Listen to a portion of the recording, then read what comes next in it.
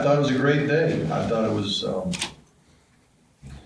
beautiful weather, of course. I think we broke a record for attendance today for a spring game, which is always a good sign. I think that the guys played hard. I thought that I spent a quarter up in the radio booth and a quarter up in the television booth, and just to see it from up there, I thought we were a really well-conditioned football team. I thought guys played hard. I thought defensively we did a very good job of stopping the run most of the day.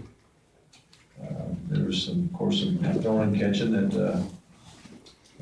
there was a couple explosive plays when you talk about the passing game here and there, but overall, it's just a good game. Georgia won. I love that part. And I haven't even seen Ron Corson, and that's a really good sign, because I don't believe anybody had any situation that I know of that could be considered an injury. So I'm sure we got a few bruises here and there. Now we are going to practice Tuesday and Thursday, and we'll probably practice earlier in the day than normal. Probably be getting off the field around 4:30, 4:45, something like that. And we won't tackle again. We've got enough of that. I'm confident that our guys will strike you.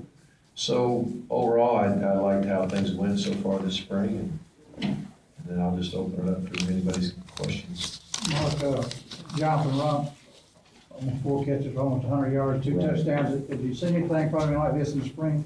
Or? Right. Well, it was his best day, no doubt, and it was good for him to have that kind of a day.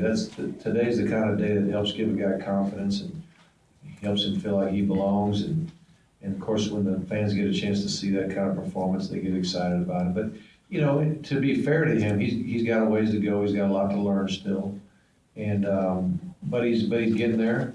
I'd like to see him be a little more physical on some of the jump ball situations and be that, take advantage of the height and the strength that he has. I liked how he finished the one touchdown run where he got hit probably around the 3-yard line, something like that, and was big enough and physical enough to knock it in the end zone. I can't tell you how many times guys come up short in that situation, and then you end up kicking a field goal or you fumble the snap on the goal line. I mean, it's even if you get a first and goal on the one, it doesn't guarantee you're going to get that touchdown. So it's nice to have a receiver finish like that. So doing a lot of good things, but certainly got a lot to learn still. Mark, I know you didn't watch any film of this thing, but the offensive line, what's your thoughts on how everybody's done today? Well, I thought pass protection overall was pretty good. I think that, I know there's some sacks in there, and it's so hard to call these games what would be a sack, what's not a sack in reality. Would a guy scramble and make a play? So it's hard to tell, but most of the time I thought we protected well. The run game, it was kind of hit or miss as far as how well we blocked up front.